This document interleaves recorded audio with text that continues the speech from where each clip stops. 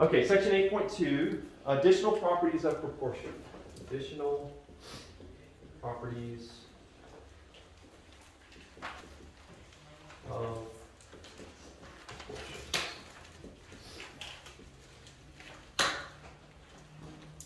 And they are this.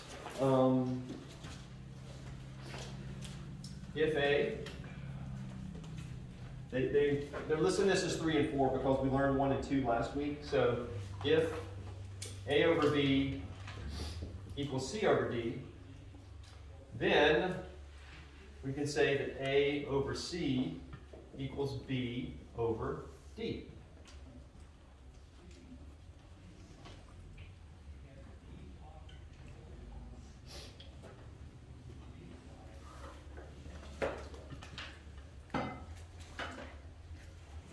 Now again, if you're comfortable rearranging algebraic equations with multiple variables in it, you can figure that out on your own. You don't even need to remember that property because if we have A over B equals C over D, if I cross multiply, I get A D equals BC, right? And then if I divide both sides by D, to get rid of that D where the A is, then these D's cancel out and I get A equals BC over D. And if I divide both sides by C, so that I get rid of the C on this side, so I'm going to divide this whole thing by C, and this by C here, then I get A over C. These C's will end up canceling out. I get A over C equals B over D. So all they did was just rearrange that equation, right? After they cross multiplied here, they divided by D and then divided by C, and you'll get the answer to that. Again, this is the kind of stuff that if it's like, I still don't quite see what you did there, that's some things that you need to review. And I don't mind helping you with that, right? But you just got to let me know if you're still struggling with that. All right, any questions about that? No? And then the fourth one is if A over B equals C over D, then we can also say that A plus B over B equals C plus D over D.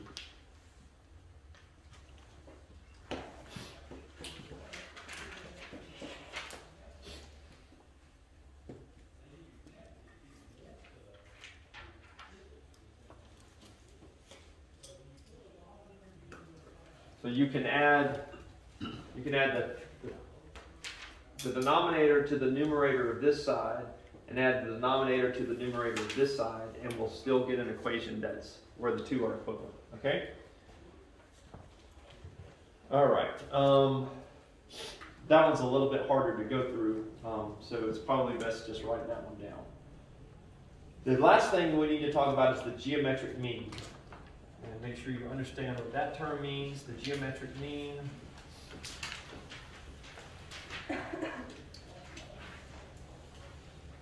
Two positive numbers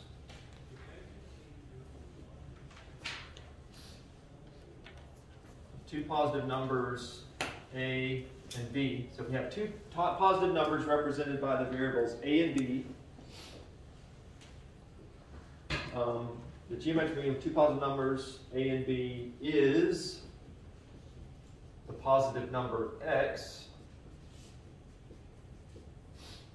where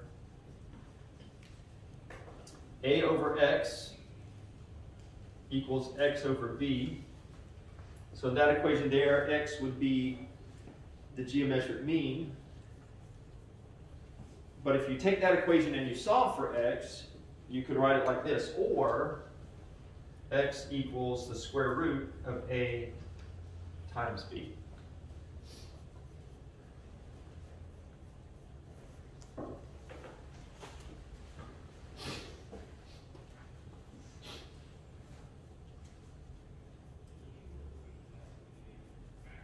And so that one's a pretty easy one to just show you real quick how they got that second equation there. So if I were to just ask you for the geometric mean of two numbers, you just plug it in this equation right here. You take the two numbers, multiply them together, take the square root, and that's the geometric mean. Okay? And we get that from this by cross multiplying to get AB equals x squared, right? And then we get rid of the square root here by this, the square by taking the square root of both sides, and so that tells us that x equals the square root of AB. So that one's really easy to solve for. But if I were to give you something like this, and I said 1 over 3 equals 3 over 4, right? You should be able to just look at that and say that the geometric mean of 1 and 4 would be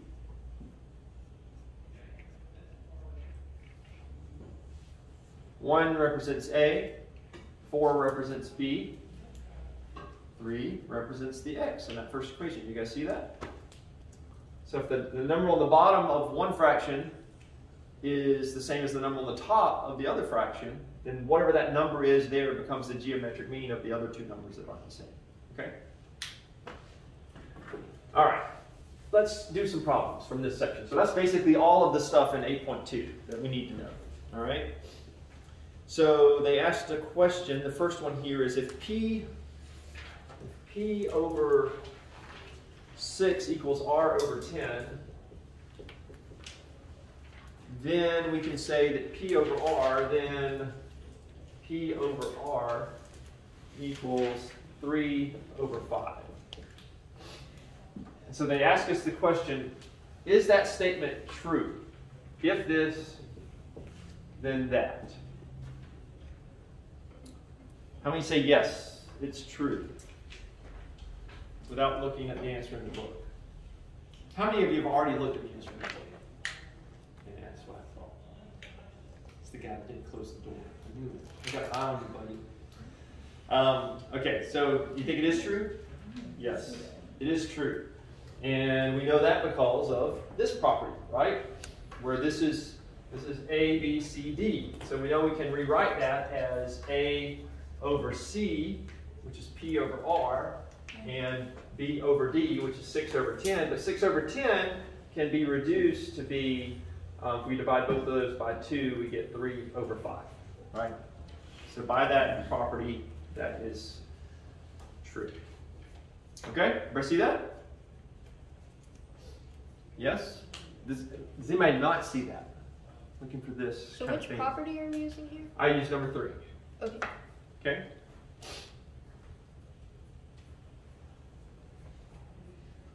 I'm only seeing this. I'm not seeing any of these, right? You can do a very slight one. I don't want to see it in front of the class. Do it with your eyes. All right? I'm looking for this number here. This kind of makes you dizzy. All right, so the next one says, what about this? What if we have A over 3 equals C over 4? If this, then that means A plus 3 over 3 equals C plus 3 over 4. Is that one true? How many think it's true? How many people think it's false? How many of you are just like, we're just trying to get to another hour, right? I'm just ready to get out of here. I got basketball or something. This is not true.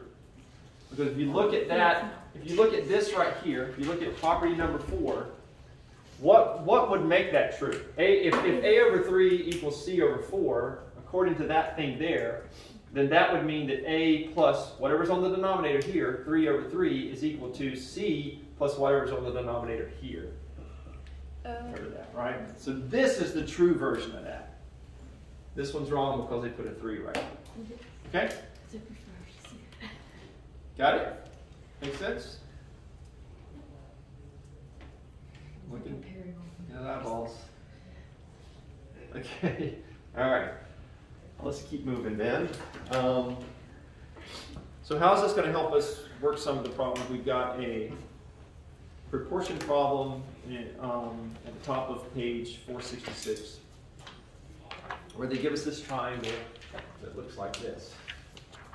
We've got some triangle like this, and then we've got like two triangles formed because we've got a line segment in the middle there. So we've got A, B. Is that C at the top? No, A. No, sorry, this is D on the bottom. I'll need that. Man, if that one drops, I'm in trouble. D, B, A, C. Let me erase this stuff here.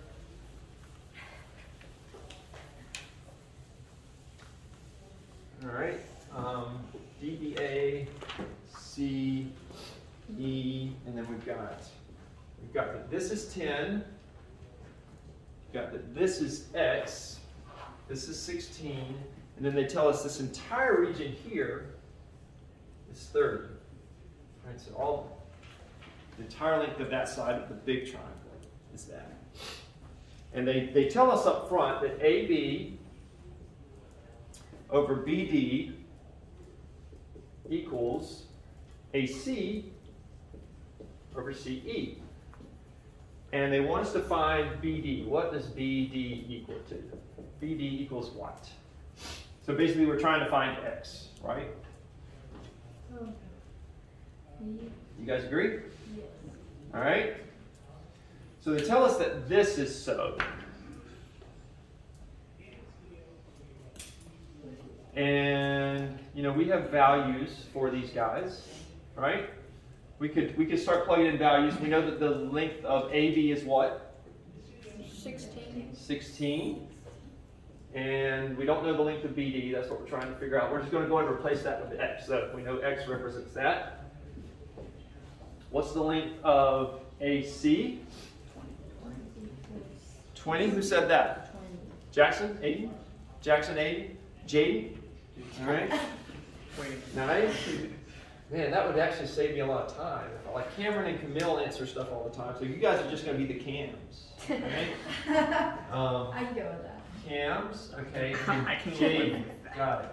I'm going to have no idea what that means when I look at my photo and try to get credit. I mean, they go by camel. I don't. So 16 over X. 20 is right. How did they get 20? It's 30 minus 10. 30 minus 10, right?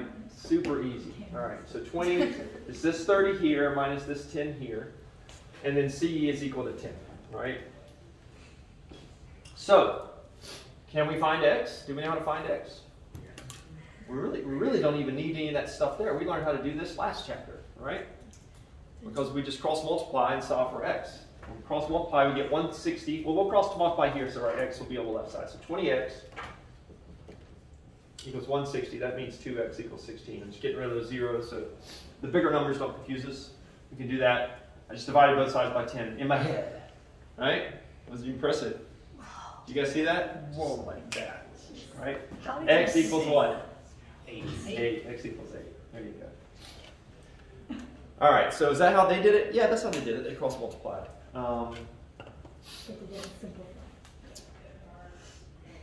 They didn't simplify. They didn't simplify. That's right.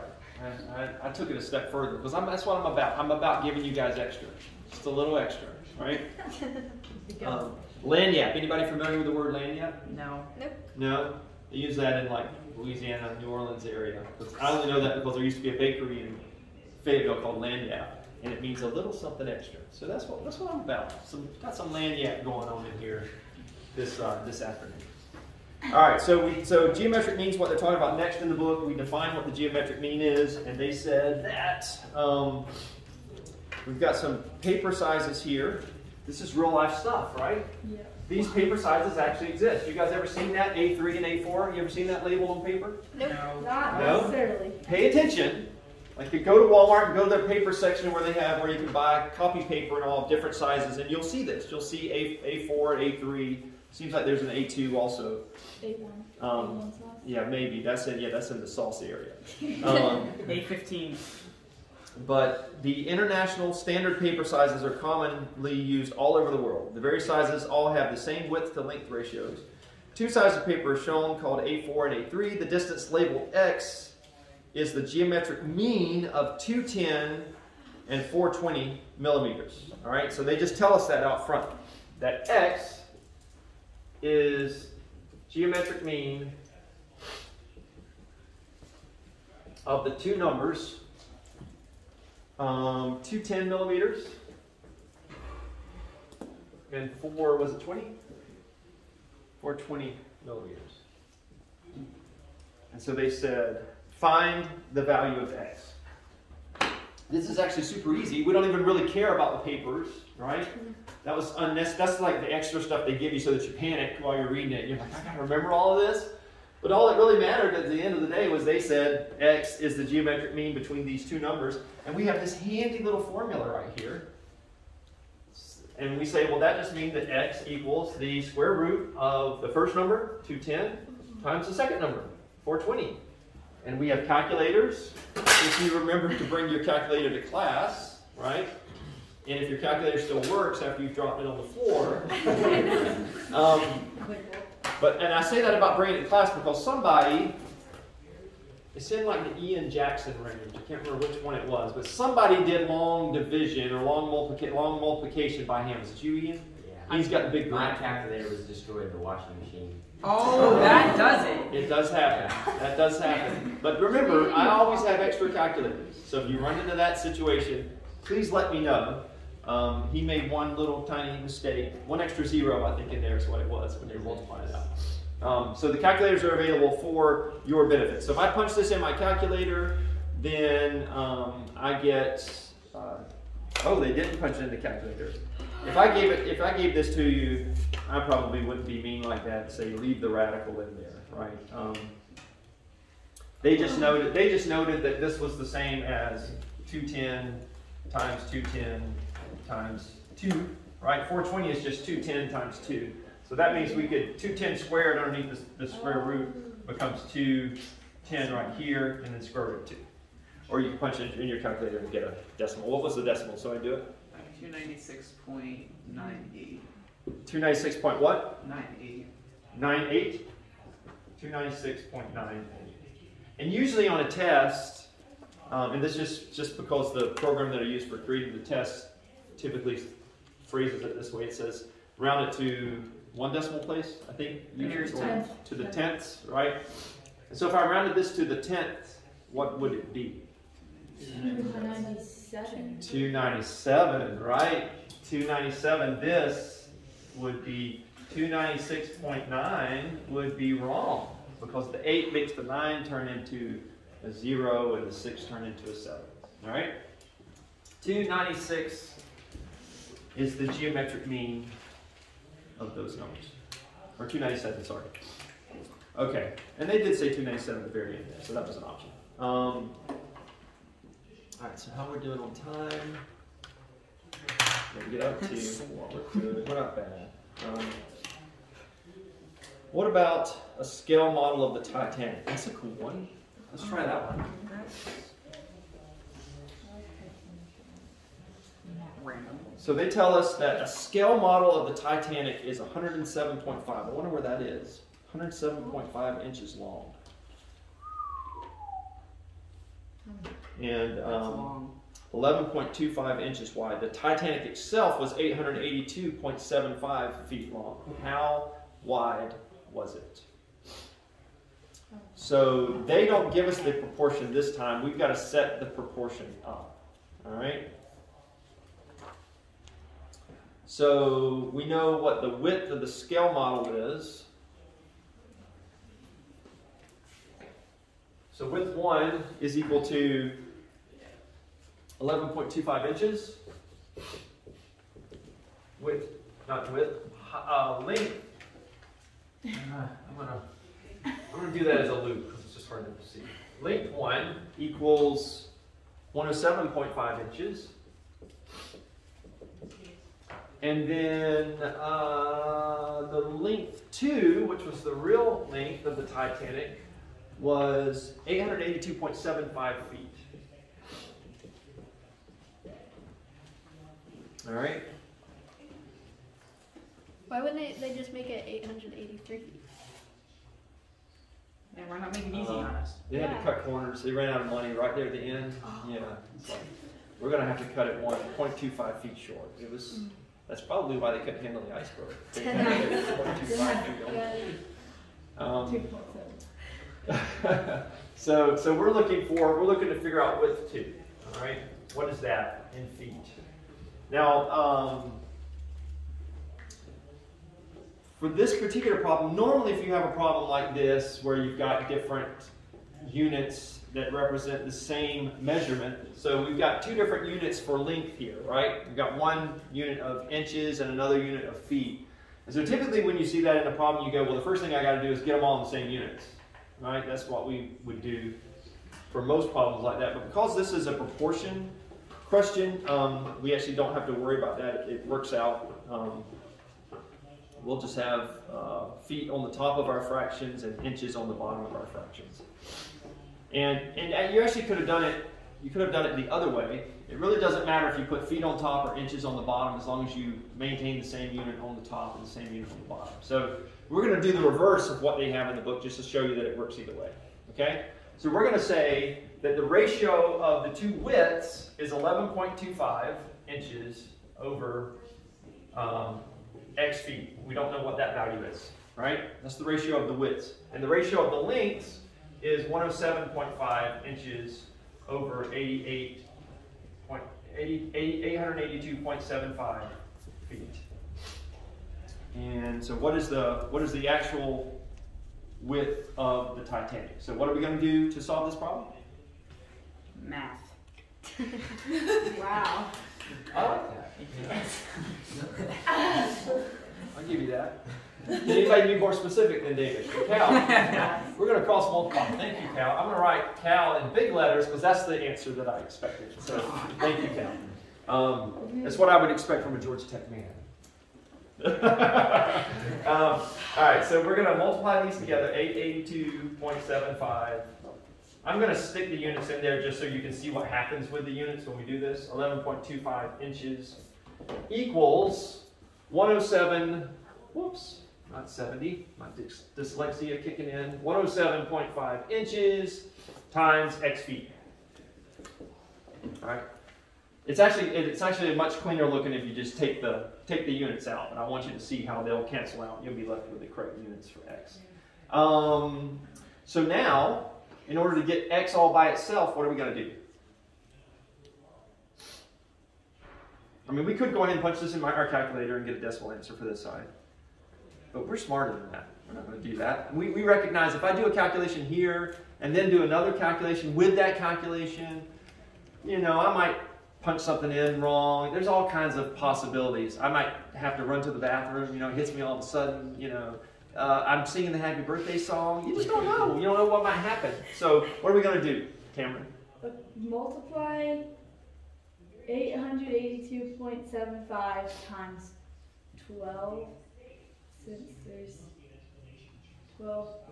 No, we don't care about that. So we don't care about converting the units. Oh, we don't? Okay. What's the simple way we're going to solve this? There's only one more step, really, as far as algebra goes. We're just going to divide both sides by 107.5 inches. Right? So that we'll get the x all by itself.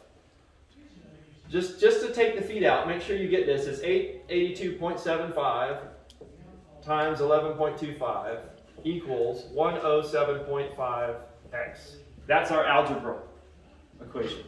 Right? So we're going to divide both sides by the 107.5 to get the x all by itself. So we divide this side also by 107.5 inches. And when we do that, this cancels out with this, and this 107.5, our inches, since they both have inches on top and bottom, our inches units go away. So we're actually going to be left with an answer that's in feet. All right, but this is what we're punching in our calculator: 882.75 times 11.25 divided by 107.5. All right, that's actually what we're going to punch in. So if I do that, 882.75 times 11.25 divided by 107.5, what do you guys get? 92.38 or 92.4. 92.4. So x equals 92.4, and we don't forget our unit, and we say feet. So that's how wide, that's W2, that's width 2. It's probably simpler on those problems to just take the units out, right? Since this isn't a class that really focuses on the unit thing, just put the numbers in there, but remember to stick your unit back in at the end so that you can forget about that. Ian? Why don't you have to convert units? Like the 100. Well, that's why I did it this way, so that you would see you didn't have to convert it, because the inches cancel out. So it's because we're doing a ratio, because this is just a proportion, and so those, it's not necessary. You actually could have done it. The ratio should still work if you had converted it to feet. I don't want to take the time to do that, but you guys are welcome to do that as an exercise at home to prove that that's the case. Your ratio will still be the same, and you'll have feet as a unit here and feet as a unit here. So those feet units will cancel out, and you'll be left with one feet unit. But yes. Well, on the other side, we had 107.5 inches times x feet. Right. And it looked like it became 107.5 x inches, or like what happened there? So let's just think about the units for a second. I'm going to take the numbers out. We're just going to stick the units in there. Units, it's useful when you think about units, just think of them as variables in an algebraic equation. Okay? I tell my chemistry students that all the time.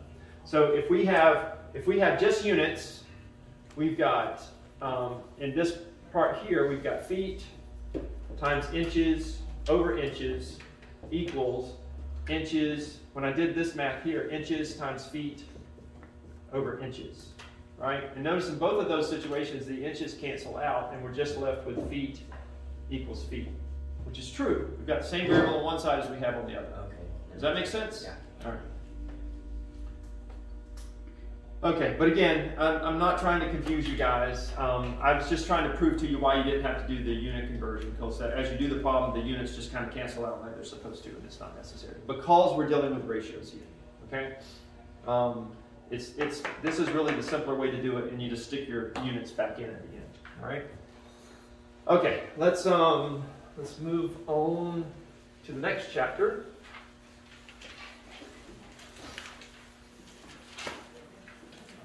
And chapter, there's one more flag. No, it's not. It's not. It's just guided practice. So yeah, that was everything.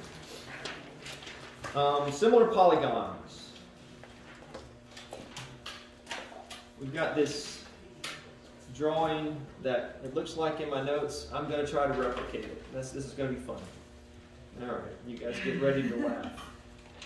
All right, maybe it won't be too bad. I'll set it up in such a way that it'll hopefully be easy to match them up. So, all right, so we got this one here. It goes like this, and this. It's not too bad. And what we're saying here .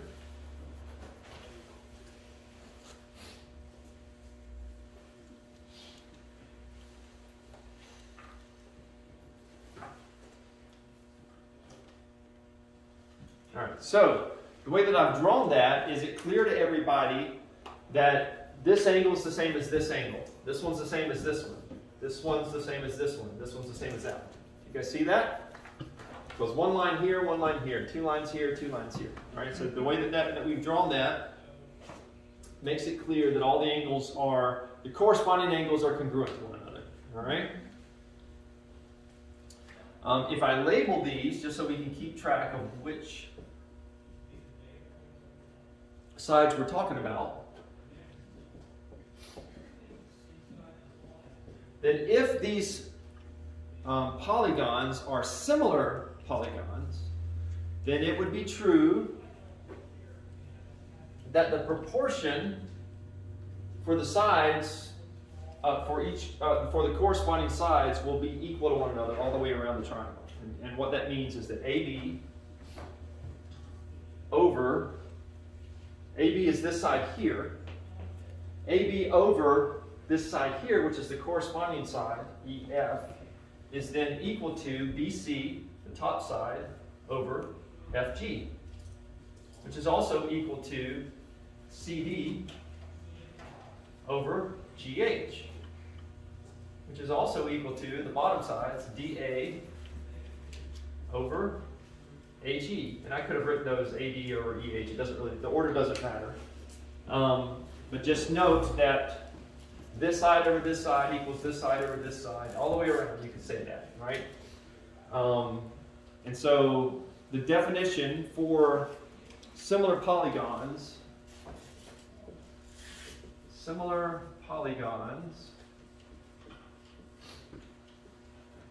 have congruent angles and the lengths of corresponding sides are proportional. And so that's basically what this diagram is spelling out for you. That the angles, the corresponding angles as you go around the figure are congruent and the lengths of the corresponding sides are proportional.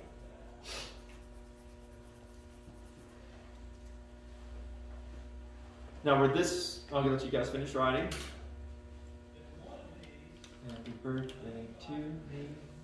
Happy birthday to me.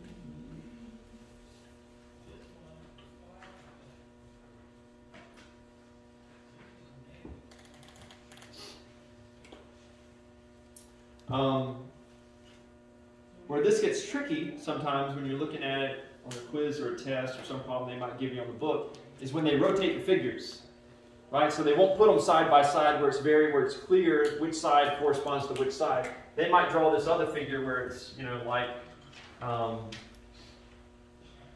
where it's like that. And, you know, they'll label it E, F, G, H. And you've got to figure out how to rotate that thing so you know which sides are the corresponding sides, right? So that's kind of tricky as you're doing some of these problems. What's helpful usually is to look at like the smallest one. Like when you look at this, you say that's the smallest side. And so when you look at the rotating one, which one's the smallest side? It's this one. And we realize this is the longest side, so which one's the corresponding longest side? It's this one. So that'll help you kind of, in fact, a lot of times it's helpful to actually redraw one of the figures so that it matches so it's oriented like the other one so that you can properly identify the sides. Does that make sense? Okay. So let's do the first problem, example 1, is just redoing what we just did. But rather than write all that on the board again, let me just ask you, as you look at those two figures on page 473 in the middle of the page, those two, what are those shapes called? Pentagons. They have 5 sides, so those two pentagons, they tell us that those pentagons are similar. So if I were to ask you which angle in the second pentagon is the same as angle N in the first pentagon, which angle would you tell me is congruent with it? Yes? W. So angle W is congruent with angle N in the first polygon. All right, well, it is a polygon, but the first pentagon. And what if I asked you, if I asked you to complete this for me?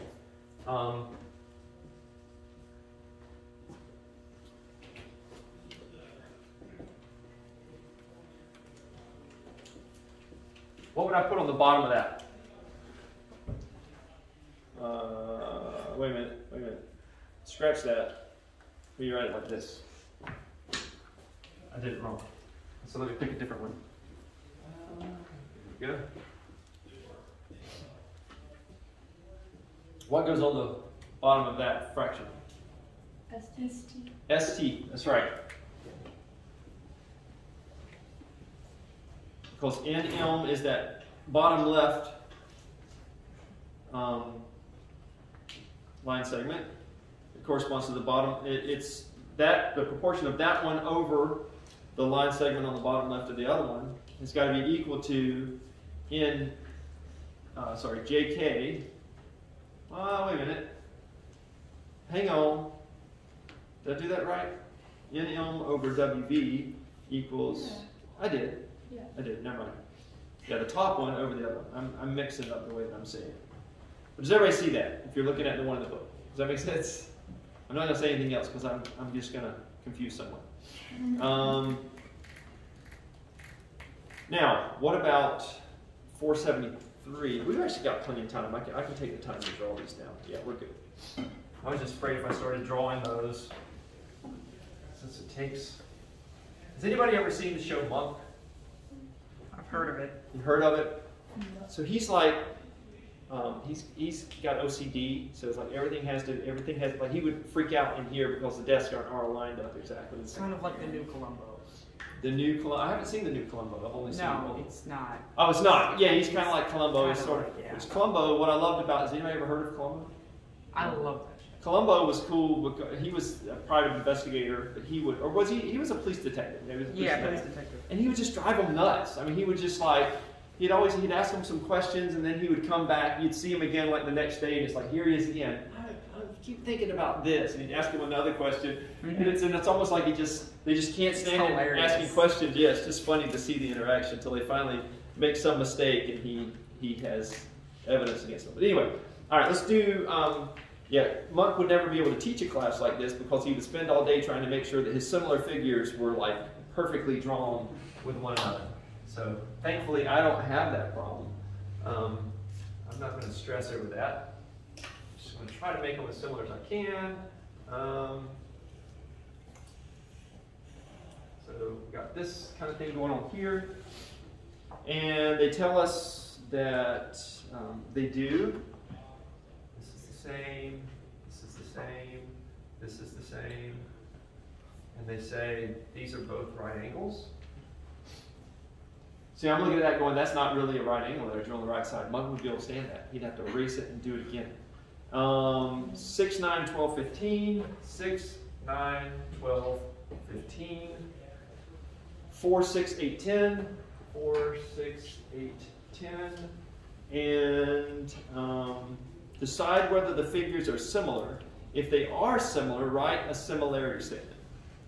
So you need to understand what that means if I say write a similarity statement. So we're going to have to do a lot of stuff on these, right? Lots of information given here. All right, so there's two things we have to look at to prove similarity. What's the first one?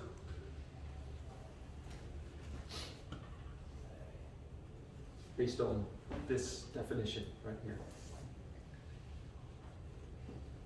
They have congruent, what is it, Mary? They have congruent angles, right? Corresponding angles.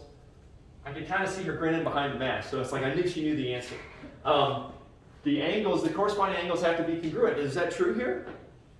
Right? If we look at this angle to this angle, they're the same. This one's the same. This one's the same. This one's the same. So that's true. So that's going to be part of our congruency statement.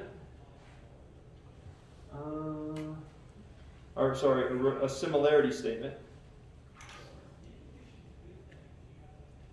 So they don't actually write that out. That's interesting. We could write that out, right? We could write that out as part of our similarity statement and say angle X is congruent with angle Q, and angle Y is congruent with angle R, and angle Z is congruent with angle S, and angle W is congruent with angle P, right? So that's how we would write that out, saying all of those were congruent. Do you have a question, Cameron? Oh, no, I was No. just going to say another way how they're... Huh? Oh, Yeah. another way. I thought you were doing the tomahawk chop. Getting ready to do the tomahawk chop. So the other thing we got to figure out is what? What's the other thing? The sides, The sides have to be what? they have to be,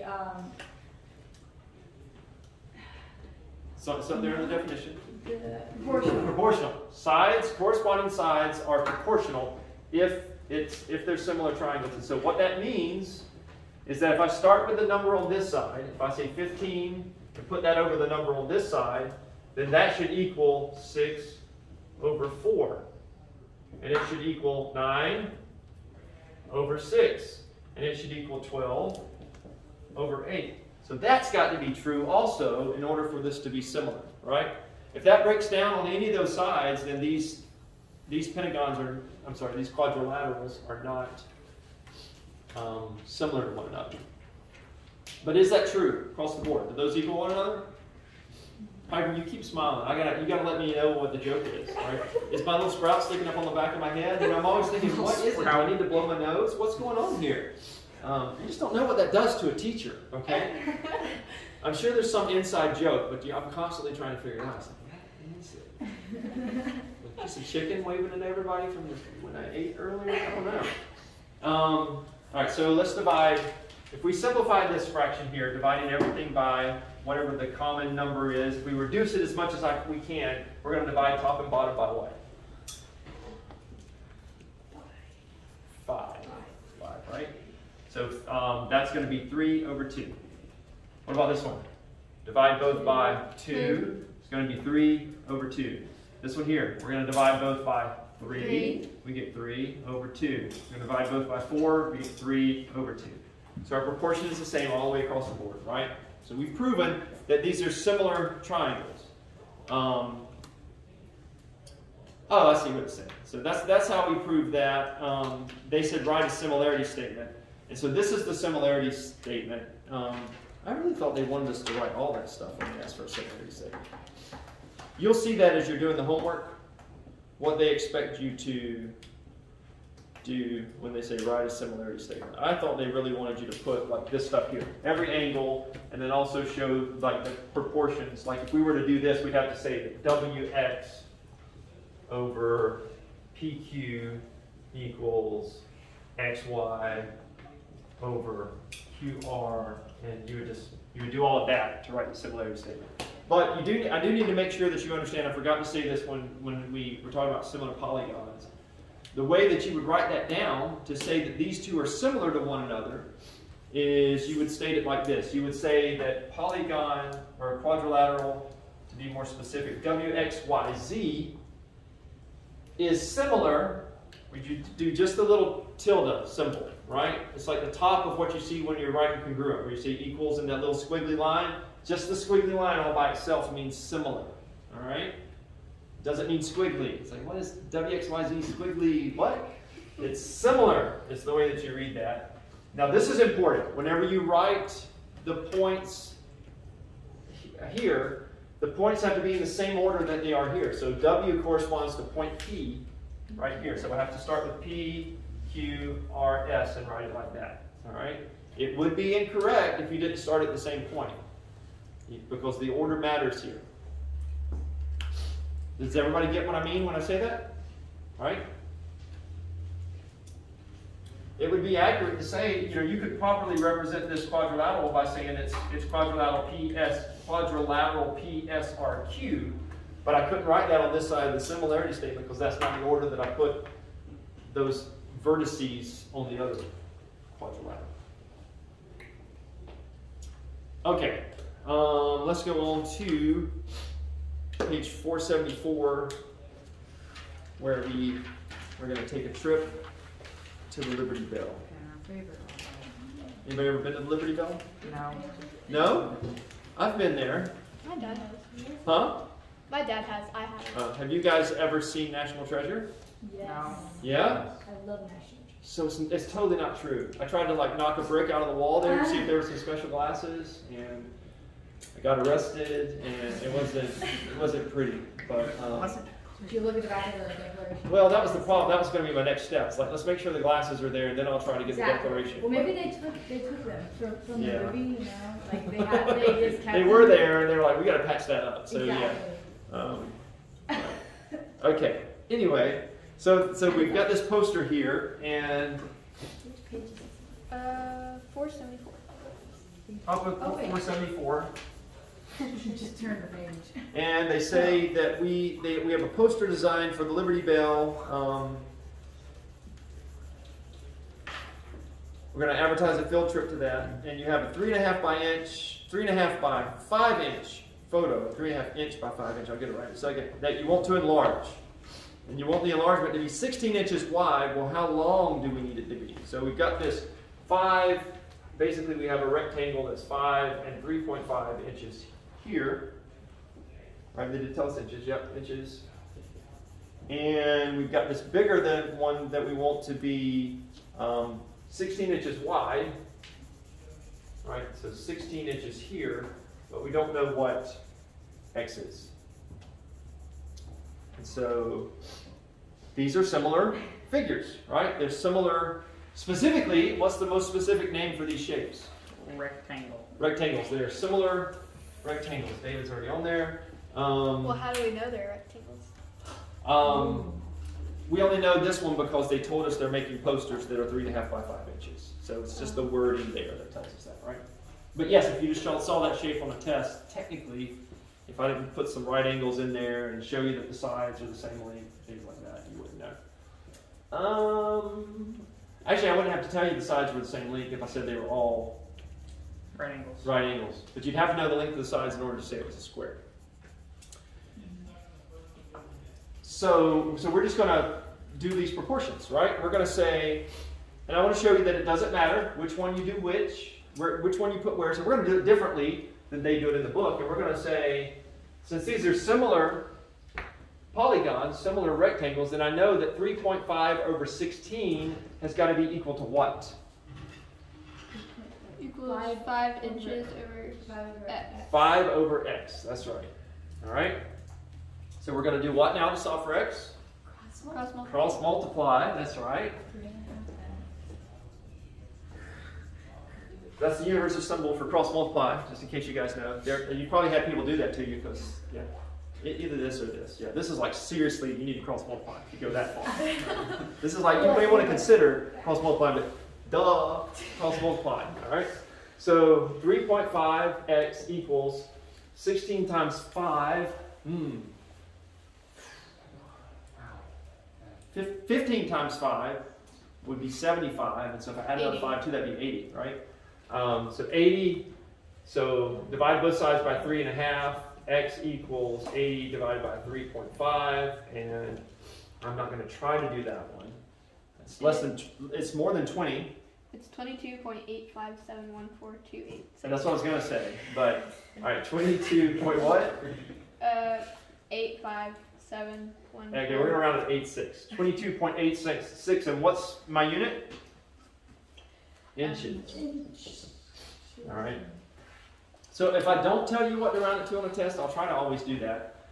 But you can do like 1 or 2 decimals. I'm cool with that. I'm not going to be a stickler about it if I don't explicitly say what to round it to. Everybody got that? What if you don't want to round it? What if you don't want to? I mean, if I didn't say to round it, then you don't have to. All right. Okay. Pretty solid. Thanks for asking. No I feel like I need to write something else down. Yes. Okay. If did I mention? If 2 polygons are similar, the ratio of the lengths of 2 corresponding sides, is called the scale factor. So I don't think I said that, but what we call this right here, when we take one side over the corresponding side, we call that the scale factor. All right.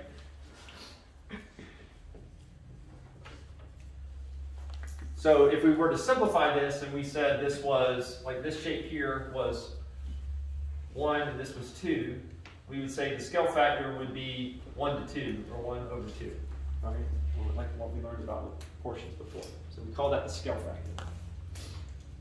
So you'll see that like if you ever buy like a model car or model airplane or something, one of those that you glue together. Well, they may even say it on like little die-cast models. You know, it'll say what the scale factor is for. So you'll see something like this. Something else? Those cars are Something hanging out of the other nostril? What is it? No? Okay. All right. Just making. You guys are making me really nervous today. I'm gonna go off camera because I don't know. We're going dark. Actually, you're not on camera in that podium. I'm not in the podium. So just your Well, now you're showing your arm is. So I need to lean like this. There we go. Yeah. That's got to be annoying if you happen to be the person watching the lecture, like seeing just half a person. You know? I've noticed that before on the videos. Like I really should. It would be better to have the camera a little further back. But well, then you anyway, get some heads. the board is the most important thing. So we talked about scale factor. So we got 15 minutes left. So let's go ahead and talk about theorem 8.1. Right? We haven't had a theorem in a while, so let's put that up on the board. Theorem 8.1 says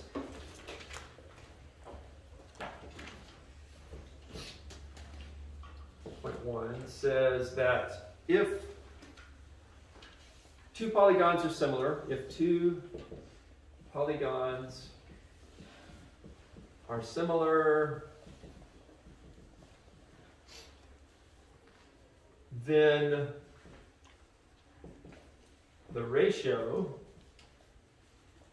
see the ratio of their perimeters, the ratio of their perimeters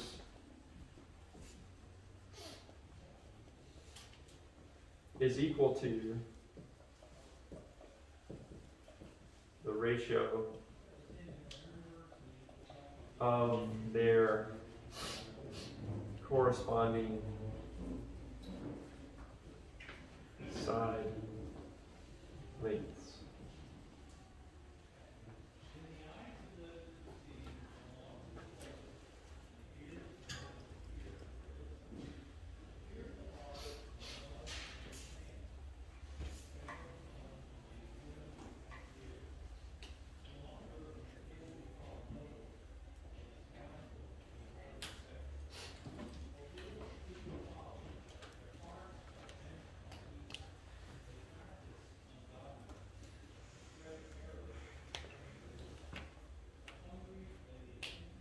It's interesting that they tell us that and then they don't give us an example to use that.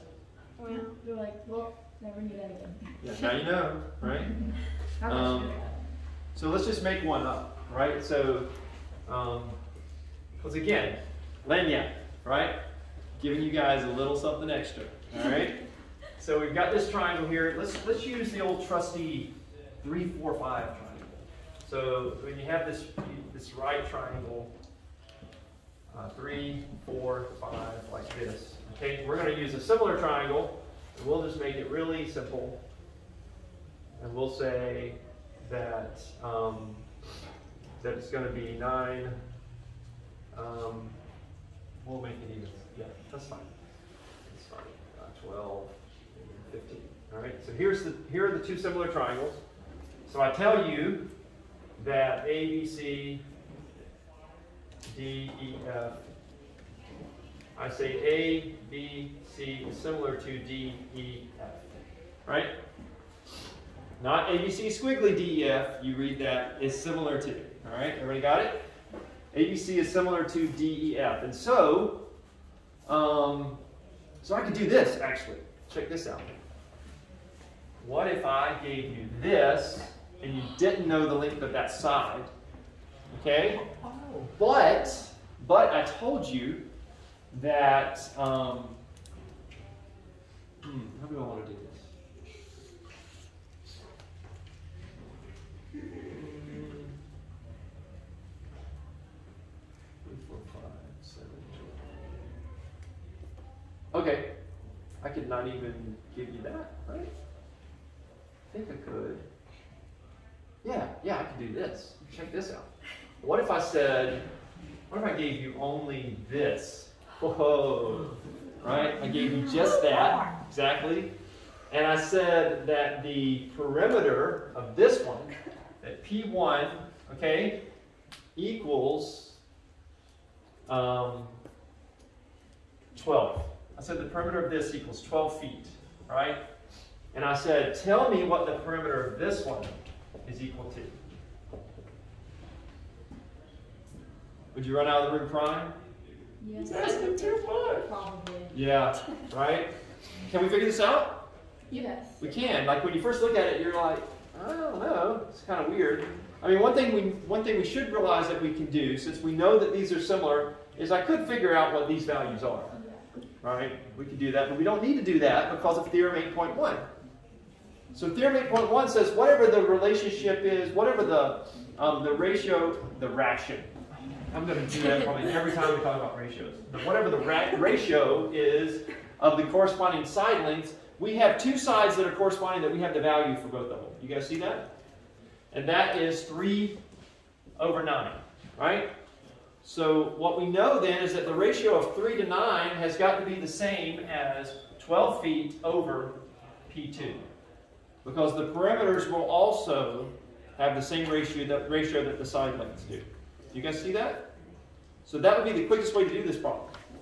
Well, this is pretty simple, right? 9 times 12 is, oh man, don't you hate the 12s times tables? It's like the one, I hated the They're 11s and annoying. 12s. Those were always the worst ones. 11s are They're easy. not that hard. 12s are annoying. Well, it's 11s are hard when you get up to like the 11, you know, times 11. Oh, times, yeah. It's those last Actually, two. if you take the It's two numbers, 108. take them apart and add them both Yeah. in the middle. Common core. Yeah, right. All right, one so thing common core is good for. but even to this day, right? When I think of like 12 times 9, I have to do the math in my head. It's Yeah. like I don't just immediately know that it's 108. It's like, okay, 11 times 9 is 99. What's 9? I was thinking 8 Yeah. for I some always I do usually that. do like the 9s on my fingers. It could be like 9 times 4 is 36. Yeah. But Yeah. when it gets to like, When you have to take your shoes 15. off in class to get the 12. Yeah. You know. Is 108 divided by 3? Have I shown you guys that trick before? Is 108 divisible by 3? Yeah, it is. How do we oh know? yeah, because you can add it to Yeah, I'm up. 1 plus 8 Oh, yeah. is 9. 1 plus 0 plus 8 is 9. 9 is divisible by 3, so we know that it's divisible by 3. All right? So when we divide both sides by 3, we see that P2 equals what? 36. What does that equal? 36.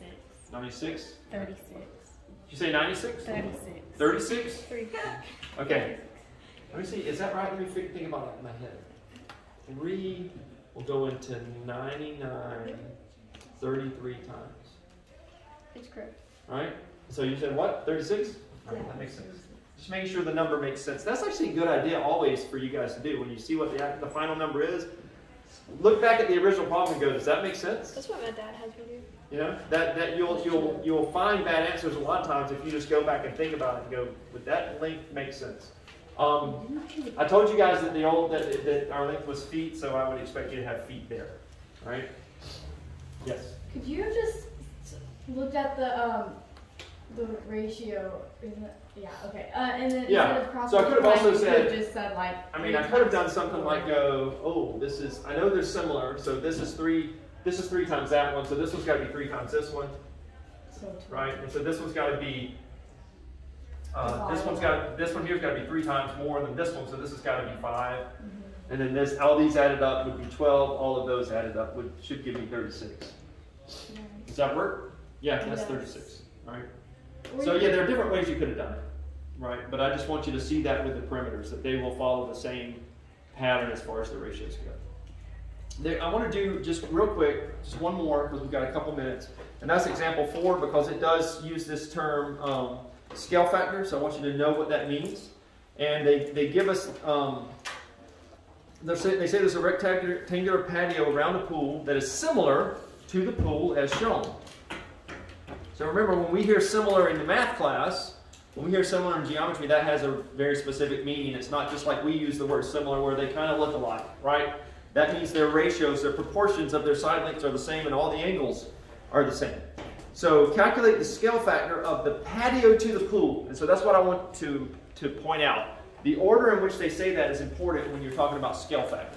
If they had said the scale factor of the pool to the patio, that would have been different than the scale factor of the patio to the pool. All right?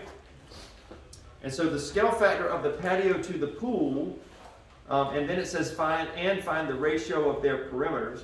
The scale factor of the patio to the pool means you have to put the length of the patio first on your fraction, and then the length of the pool on the bottom of your fraction. So that scale factor would be 48.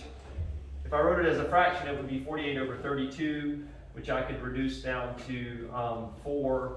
No, that's not right. Those are both divisible by 4. They're both divisible So- by eight. Are they divisible by 6? That's what it is. Or si- No. and Yes. 8. And 8. Yeah, so this is 6, and this is 4. 4, but they're divisible further. Oh yeah, you're right. Is it by? No, 12 won't go into By 32. 16. They're divisible by 16. Is that what it is? I think so. Yeah. Yeah, I don't know my 16s times tables. I don't either. That's a I mean, little I don't bit- that's either. I was outside just of like, my I league. hope we don't. I just Right. figured that since So you yeah, you're right. We It don't have reduces four. down to 3 over 2. All right? And if I want to write that in as a scale factor, you would write it like this, 3 colon 2. So the 3 would have to come first because they said the scale factor of the patio to the pool. All right? So 2 colon 3 would not be correct because they told us patio pool. Make sense? And then they asked what was the perimeter of the patio, what's the ratio of their perimeters. And so for this one here, we can calculate the ratio, we can calculate the perimeter because we know the perimeter, since it's a rectangle, it's 2 times 24 plus 2 times 48 would be the perimeter of the patio, which they said is equal to 144. Is the perimeter 1 is 144, and perimeter 2 is 2 times 32 plus 2 times 16, which is 96. And it breaks down, the ratio for that would be 144 over 96. And that goes down to 3 over 2. So that, they were kind of setting us up for Theorem 8.1 when you did that one, because you should have done it and gone, oh, that's interesting that this number is the same as this number, where we were dealing with the length of sides here, but here we were dealing with perimeters, and it's simplified down to be the same thing. Okay? So when they ask for scale factor, you're looking for something like this. That's what you'll see on the model in the store, with something that looks like that. If you're asked for ratio, you typically would write that as a fraction. Okay? All right, any questions before I let you go? You are free. You're released.